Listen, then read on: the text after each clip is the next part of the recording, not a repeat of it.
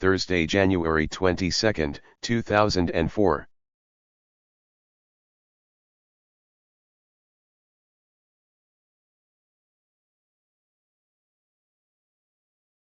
This session is about, perhaps, the most important revelation of the entire set of sessions, the reason why the transport device was destroyed, protection from the Pleiadeans. Of particular note is the following disturbing warning: be prepared to do it again, which appears to be a potential request to do whatever is required to allow the civilization to crumble again, despite the potential for massive loss of life on the Earth plane.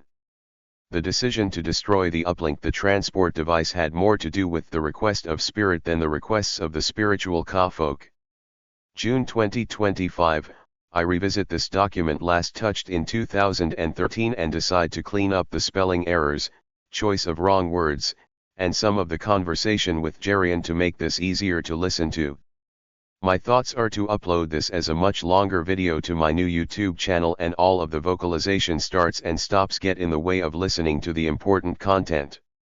January 22, 2004, conversation with Jerian prior to the trance work of this day. My intent of this day is understanding what the real issue was about, why I had to have the transport device destroyed. We never heard that yet. In all of the sessions that we have had, we were just told that there was an issue that led to the destruction of this device and so on, but we never heard what the issue was. Laugh, and the saga unwinds. Another piece of onion to unpeel. An onion layer to unpeel. I went to see Billy Baker yesterday, and I asked her about some names of people I thought were involved in this and what was her impression. And she didn't even want to talk about that. That was not the message she brought through. She didn't want to talk about that. That wasn't what you were supposed to get from her. Well, as a channel, she relays what she is shown. What came through in the reading was, Alan, you are being surrounded by spirit and guarded from what could be the incessant demands from others for attention and information.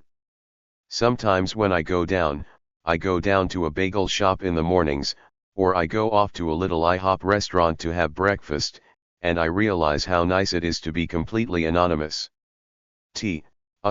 Nobody knows who you are. No one ranting and raving at me about, is the world coming to an end? Will you save me? All those kinds of questions, complaints, criticism, supplications. There is a movie out, called Phenomenon. This is a John Travolta movie of about 5 years ago. I love that movie. Do you remember how he was treated later on in the movie? People wanted him to touch, bless, whatever, their sick child and so on. And then they wanted to dissect his brain. They wanted to dissect his brain and all those kind of things.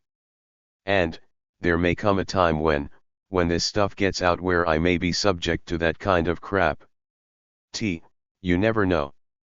You never know. You are just a human being like everybody else. I mean, really. Yeah. Actually, I was driving over here and I was wondering, for such a significant event of major pending catastrophe, there has got to be other people who are hearing about this. There got to be. I agree with you. And maybe they are dealing with this in their own way.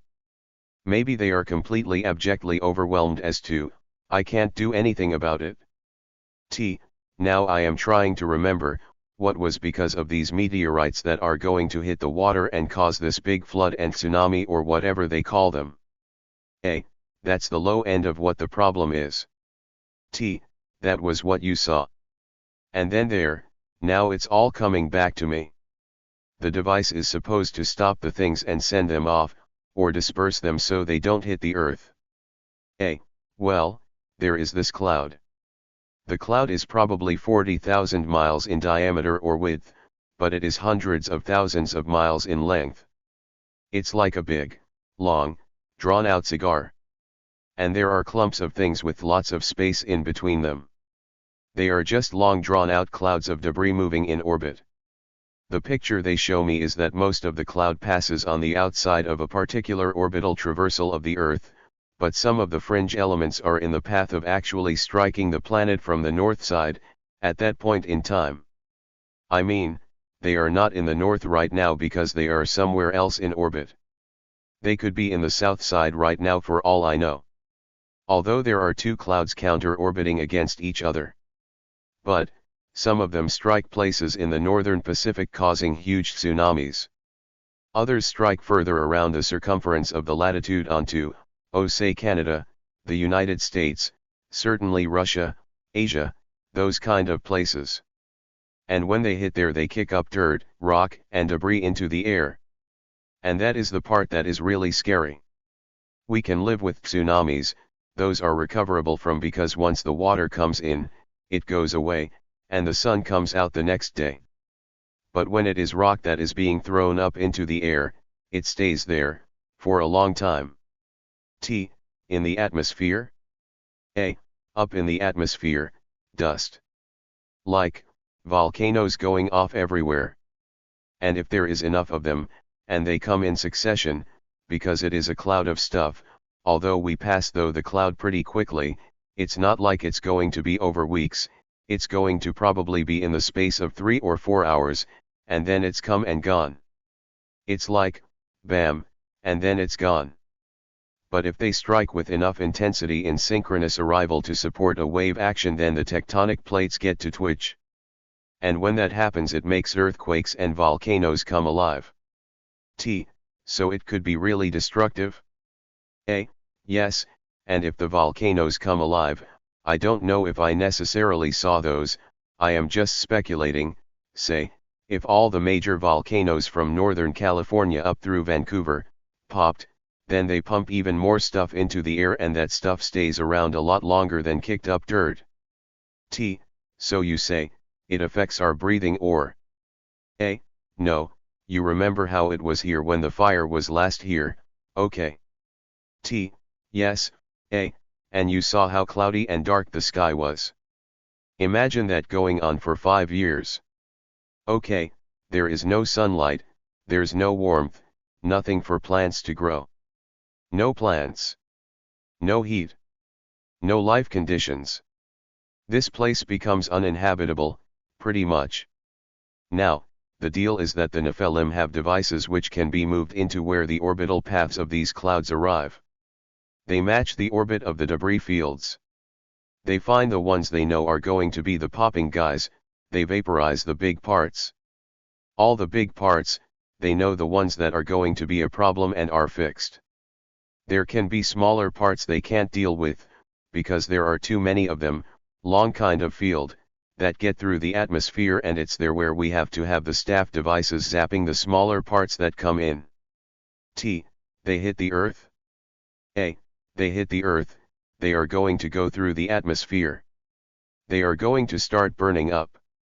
There will be huge fireballs. Do you remember the Bruce Willis movie of a few years ago? He is the head of some oil company out in the Pacific somewhere, off of the coast of the United States.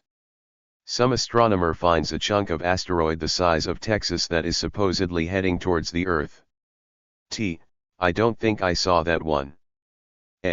But in that movie they show big clumps of matter, like a yard in diameter, a huge basketball size, or things the size of Volkswagens on fire coming down through the atmosphere, passing right through buildings, hitting the ground, and blowing big holes in the ground. That's minor stuff, but that's the kind of things that the staff devices would be used on. They could get them. They could get them. That's what I am being shown.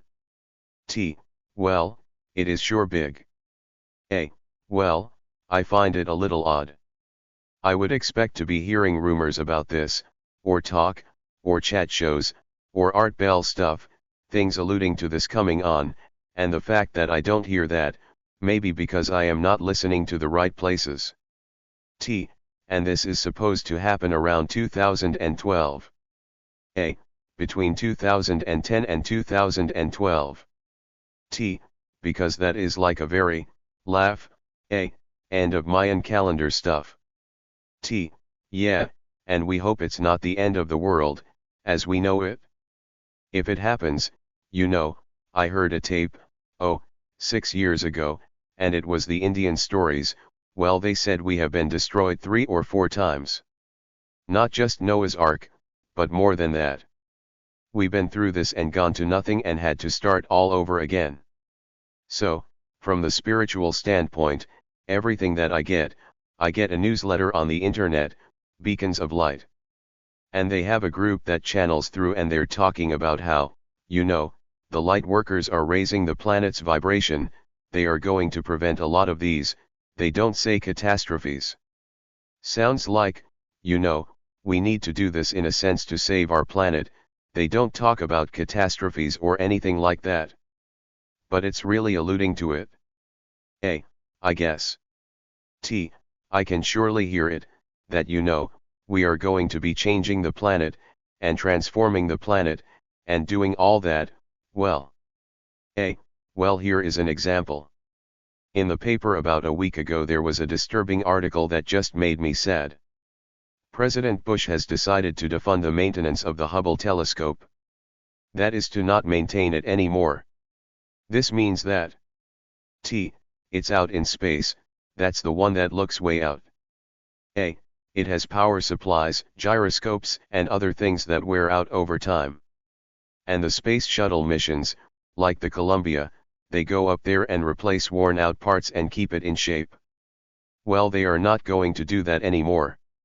In order for me to convince the people that I think I need to convince, I need time, for people to get time on that telescope looking in the direction where the clouds are going to be coming from. It is not being maintained, it may not be able to look there anymore. Well, don't you think though? Yes, the government won't do it, but maybe somebody will fund it that's got a lot of money. There are a lot of rich people in the world, God, there is a lot of money. People that have concerns. Oh, what's her name? Joan Kroc just gave how many millions to the Salvation Army? Millions. Super wealthy. Had lifetime back in that period, are here to deal. I really don't think it will not get taken care of. Well, somewhere along here, despite dance lessons or whatnot, there has to be a point in time when I get some concrete evidence to go and say to others, and as much, well, I guess I am enjoying this, to be honest, scary as it is though, eventually it has to get down to where the rubber meets the road. Speaking of that, 6 to 8 months ago I had a dream that was profound. I told you about this before.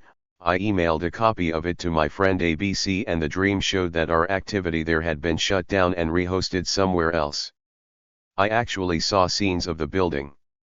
Well, I described to him what the building looks like, and he had a belief as to where it might be. I went and visited the place Tuesday. And that was it? No. It's not the building I saw in the dream. Which, of course, begs the question, okay, was it just a dream, or have I not seen the real building yet? I guess you just have to wait and see. But, until I get what I can present, it is more than speculatory information to these guys. I really can't talk to them about it. You need some sort of proof. Yeah. Kind of, if that mind, you and I understand it. Yeah. I am having trust and faith that whatever makes this thing happen, this stuff that we do, this stuff that I see, really, must be aware of all those constraints and situations, and whether it is through me or someone else, is busily taking care of that or is planning to take care of that. And I think you have mentioned before that you are probably not the only one that's maybe hopefully getting this information. You know, that there are others.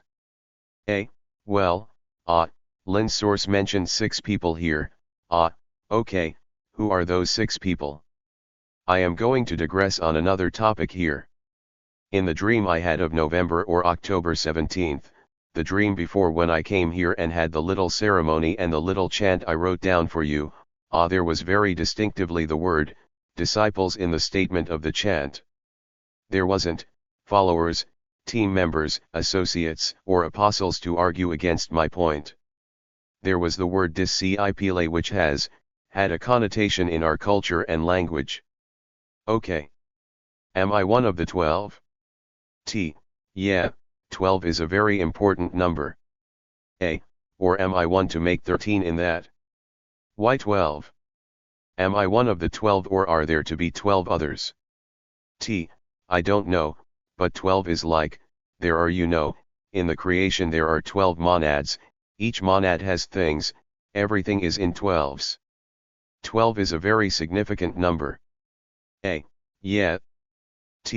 12 months in the year, 12 disciples Christ had. Well, that I am a little bugged about this, to be honest. I'm no savior. Well, no. I don't want to be a savior. I have already been knocked down for being a prophet. I don't want to do that anymore. In any case, a thing that still bugs me a bit is why the word disciples? That was an audibly distinct present word. I also have been having, oh yes, last Thursday, I went down and I ran my little map question against Charlene, my dance partner, and Carmen, my good friend Carmen of many years, who teaches us the tango movements. Charlene circled exactly the same place that several of the other ladies did. Carmen circles a spot off of Egypt. Yeah, laughs, interesting, well, maybe this thing will unfold. You will get your people. That was the question I had for Billy. And she couldn't give you anything on that. Well, you told me what she said. Well, I think I am being kept in the dark here.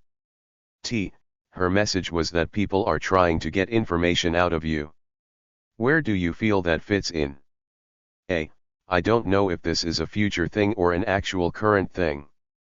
A few weeks ago, Deborah F., who is the pastor of the church, asked me in the presence of several of the ladies there, two of them who know pretty much the stuff going on here, if I wanted to be a trustee of the church, and I responded immediately, hell no, I am no glutton for punishment. Laugh, you have enough to do. I said, I already have enough on my plate and you don't even know the half of it. She has no idea what is on your plate. You've got enough, you don't need to take on anything else. There is room to argue that I shouldn't even be doing the dance lessons. Well, you will learn something from that. It will all be symbolic. Well, there is time when I wondered, is there really a life connection between me and Charlene J., my dance partner? Billy said no. She said, Charlene is flirting around with stuff in her own life path, she really doesn't have time for you. There is no consistency that you can bet upon there with her. Interesting. Well, is there somebody in the future that can support you through all this? Because well, that is what I am asking. In the Atlantean time you had a wonderful wife, little girls, she was really supportive. I would say wives, plural. They had more than one? Yes.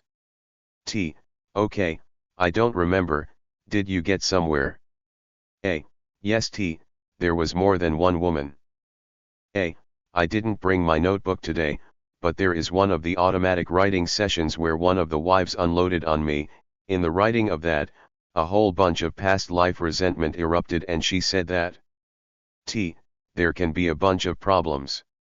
Unlike the Mormons, they all elected harmony. In any case, that particular writing, identified the fact that there was a head wife, and some minor wives, and they were all trying to get my attention to recognize what they saw was the coming doom, and I wouldn't listen to them, or I actually did know it, but I couldn't tell them that I knew it. Things were already head steaming and there wasn't any way or thing that I could do to undo it other than what I did. This is so interesting, because this is almost like reliving your lifetime for you. Yes, well, think about it.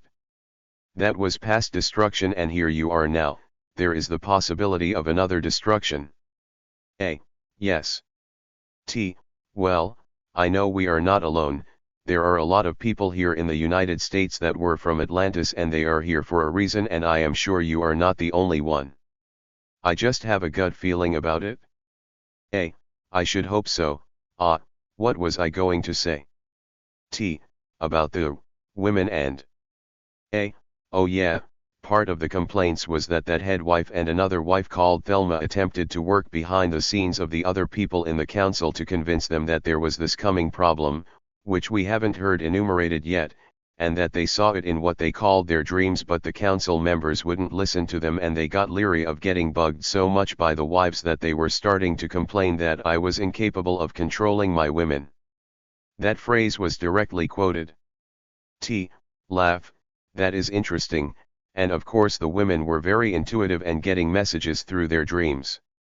Like the women are today. You know. Men too, but still women were more. A. Now when my father was an officer in the United States Air Force, it became very clear to me that career officers were being evaluated not only for how they administered, ran, directed, commanded the people under them, but whether they had control of their own families. An officer with a wife that was really errant, was considered as someone who wasn't candidate material for a regular commission, or long-term service. If you couldn't control your wife, how could you control anyone else? That was a whole test point. In fact, they really didn't want officers who weren't married because that was part of the test point. T. In fact, there was a little mention of that when we watched JAG. We taped then and sometimes watched the old ones, and there was a thing in that this guy and his wife were having dissension, but he didn't want to mention it because it would affect his career. A. Yeah, and I've seen personal incidences of that when I was in college. Well, I see it is time to make good usage of the time. So, again, I want to thank the process and the mechanism for, whatever the hell it is. T. Laugh, please tell me. A. Please tell me. I would really like to know. I want to apologize for having messed up the situation last week, whatever messed up turned out to be. T. You mean because of the session last time? A. Well no, in the dream, in the visualization, she attempted to do a leading exercise. I didn't get it. T. Oh well, that's alright. A. I messed her up and she ran away crying and I kinda. T. Oh, that's when she went away crying because you were taking the lead, or you wouldn't take the lead, you wouldn't take the follow? A. I was a dumbass. T. Oh, but you're allowed, don't be hard on yourself. A. In any case, I want to apologize for that, but I would really like to know more about, what was the real issue, by which there arose the cause, to pull the plug. I'm really wanting to know that. T. That original destruction. A. What was the original reason? I am wanting to know and get that under my belt. Outside of that, I am perfectly entranced by what happened last week and willing to see more. Trance induction. Well, okay, I'll describe what I am seeing here again now. The context and venue is back in the hangar. The transport device is not there right now, in this imagery. I see an Nephilim. I see a representation of what appears to be one of the water creatures. I am standing on the, I don't know where north/south is very well, but I am looking out the entrance from back behind the excavation, opening. I am on the right-hand side looking across the machine flat surface, and across from me about 20 feet away are an Nephilim, something like a water creature in a spacesuit, for all I can see. I don't know what spacesuit for water creatures look like, but, and I think there are some more people there, and one of the servant class guys is there, and I think he gives me the beckoning finger thing, come with me kind of stuff. And so, in the imagery, I will walk over to them. First I will look around and see what else I can see. Oh. Off to my left, is, I think, the wife. I get a vague sense that there are others, like family members there. I think there is a circle of people appearing now. They are all standing up. I guess they are all doing little hand claps, like prayer symbols towards me. And right now I am getting just waves of goosebumps through all my body. I often wonder if you can see my hairs, on my arms, standing up, no. And the imagery just shifts now to various scenes I have seen before. Like way down underneath the ground where one of the power crystal faces is located. I am being shown this bank of crystal things, it's almost like generator stations. Like in a hydroelectric dam. I don't understand how to interpret this imagery, so I'll just have to describe it. It's like I am viewing a long thin cone of light that comes down through the top of the excavation for the hangar. I see blue sparkly lights in it. I have a sense that this has something to do with the Pleiadeans. And I am just seeing the words, they wanted to take over your world. And feed off of you as if you were animals. It doesn't make any sense. I guess I need for you to clarify a little bit. Who is telling you that? I don't know. They want you to. They want to take over the world and feed off of you as animals? As it that is a reference to the Pleiadians, that's why it's not making any sense. But you said it wasn't the Pleiadians, that's what I thought I heard. It's like, there are times when I perceive in the imagery that an Nephilim, or the guy in the boat, or someone else is talking to me. In this situation I didn't get that. I got an awareness or a voice in my head that said, this is in answer to your question of what the initial problem was about. Okay, the initial problem is that they wanted to take over the world and feed off of us as animals. That was the original problem. Okay. Yeah, but I am having a little difficulty believing that right now. No. They say we are telling you the truth. These were, do you think the Pleiadians, or?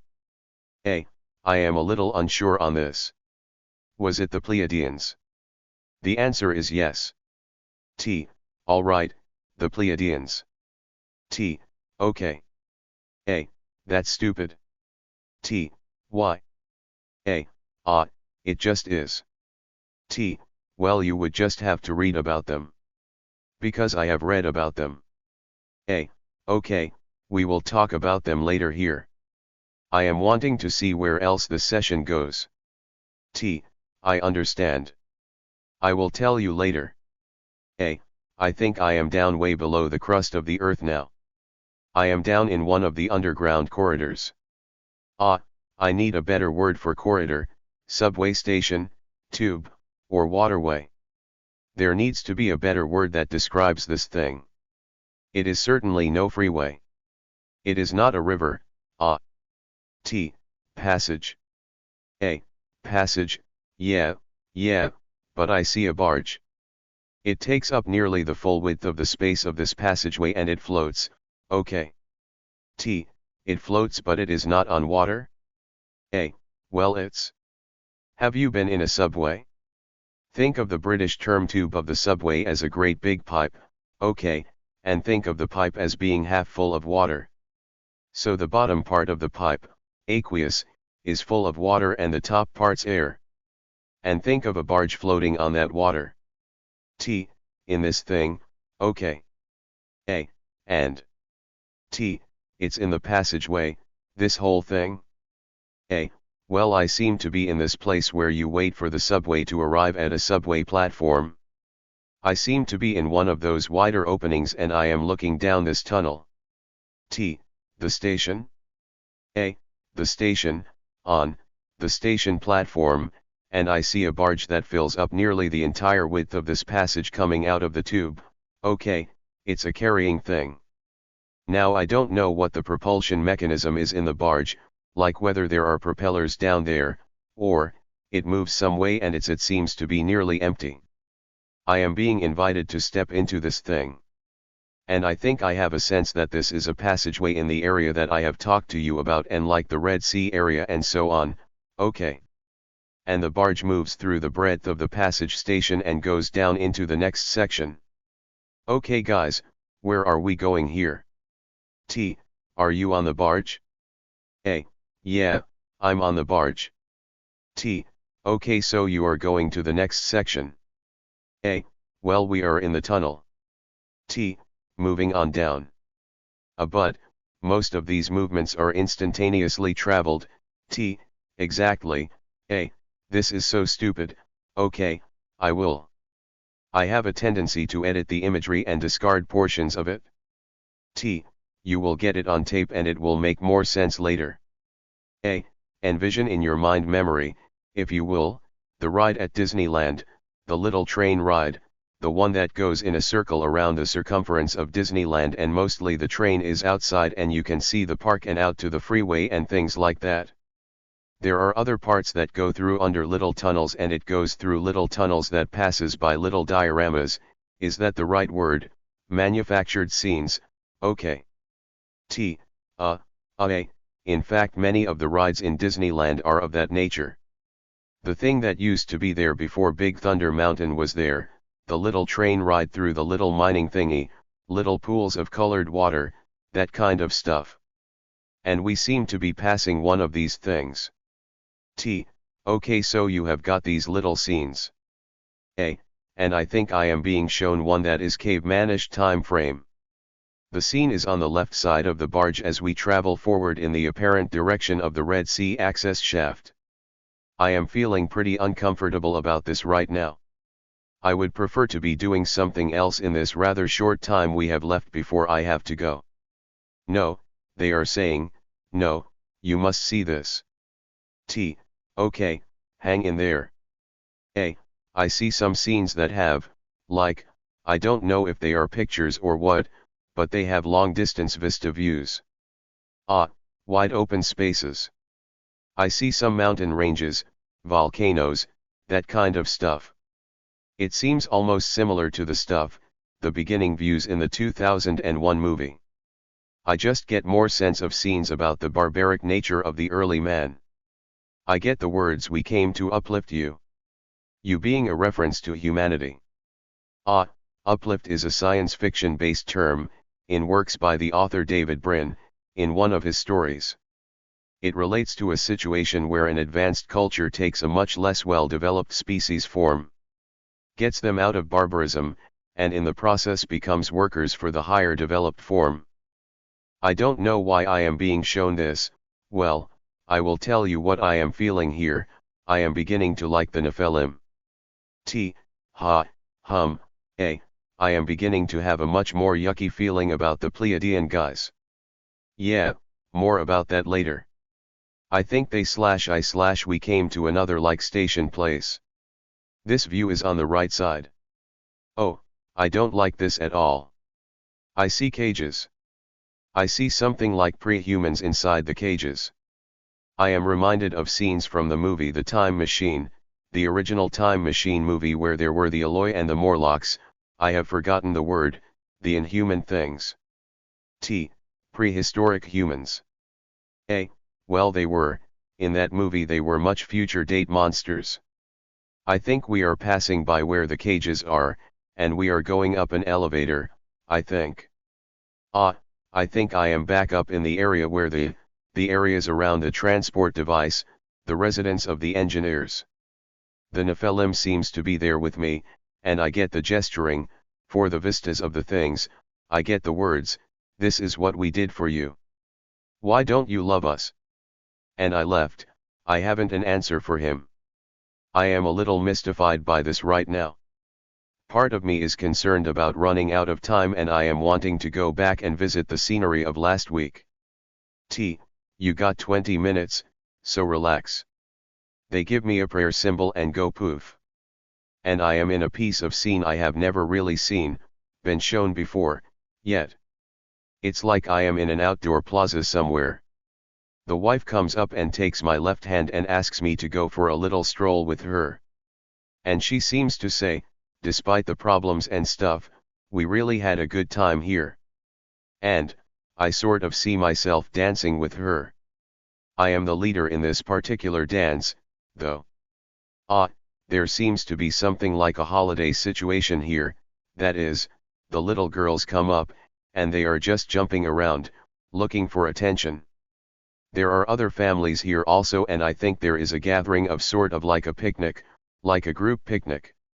And, while I am having difficulty seeing right now the others, I get the near sense, the purpose for the situation, the girls, they are just going bananas, they are just running around, okay. I guess they are having contact with other kids and they are just little kids running around and chasing each other, in those kinds of situations. That is what they are doing. And they're demanding my attention, saying, look at me, I am here, and then they run off. And, what's going on here, guys? I am a little confused right now. They are saying, we want you to be happy about this. Things weren't all that bad. You did what you had to do. Be prepared to do it again. What does that mean? We will let you know when the time comes. Just press forward. The imagery shifts a bit here now. I think I am back with the lady of last week. The one who is in the green chiffon gown. This is a weird handhold. We need to fix the handhold. I am having real difficulty seeing this from the immediacy of my presence. I am being shown a distance view of maybe about 20 feet away as opposed to looking at her directly through the partner eyes. Like watching what you are doing, yeah, observing. Yeah, I am mystified by, where is the detail for this coming from? Chuckles, just one thing, teach me how to dance. Last night I went down to Incahoots, a country western dance hall and bar in Mission Valley, and I spent some time with Charlene and a couple of the ladies, in songs that were more rational, slower, where I took the follower position. And I gave them more opportunity to see what it means to lead in two-step. So I am attempting to do that with the lady in the green chiffon dress. It's not working. She is having some frustration with this right now. Okay, I will say what I am seeing here. She wants to lead off as the leader by stepping out with her right foot as I step back with my left in the follower role, exactly backwards from normal two-step, and while in our current dance mode, that's what we do, but in that dance mode, the leader leads off on his left foot. I don't know, but right now I am just feeling totally exhausted. I am going to ask the imagery mechanism to do something different right here. I am going to ask that we go back to this little place we saw last week where, the round covered thing with the stretched out crystal in the middle of the. She says, you and I used to meet here. We were once in love, but things fell apart. I tried to tell you that things were going to fall apart, but you wouldn't listen to me. Now I am trying to repair what went wrong. I am speaking from her part. Please be patient with me in this process. I know you have to go here soon, so we will call it quits for now and resume in the next session. Okay, and she does like a tossed over the shoulder kiss thing, turns around, comes back, gives me a hug and runs off. I don't know what this thing means, with voice of frustration. A Nephilim pops up again. I described this to you in the past, only this time he hands me this baton should be beton pronunciation thing with the multifaceted crystal on the top made of wood, about maybe 20 inches long. You need to give that thing a name, you have had it before. We will call it the baton, a crystal baton. Okay. And he hands me the crystal baton. And, I think I am being admonished for forgetting it, and putting it down, and leaving it. It's a little stupid. An angel representation comes in and says, hi, and sort of pops out. I think I am back alone in this little rotunda place with the stretched out crystal, light in the middle. Dark, I can't. I have a sense of, like grassy area around there, okay, and a square, rectangular shaped courtyard with walkways, covered walkways. This thing is in the middle of all this stuff. This reminds me very much of things I would expect to see in England. Like architecture and so on. Yeah, old style, stuff, like abbeys, or kind of, depictions of what King Arthur type Camelot castles areas would be. Oh, This is neat. I don't know whether I am seeing a Pleiadian or not, I am trying to describe this. It is much taller than an Nephilim. Much thinner. Somewhat humanoid in appearance. But the face is like it has been stretched. I really this doesn't make any sense, long eyes. I think I've got the wrong identity of this thing. It is pale blue colored. And it hands me an object. I will try and describe it later. It's like a gift.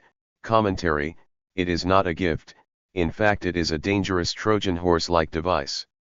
And there seems to be the words, please accept this as a token of our appreciation for your efforts.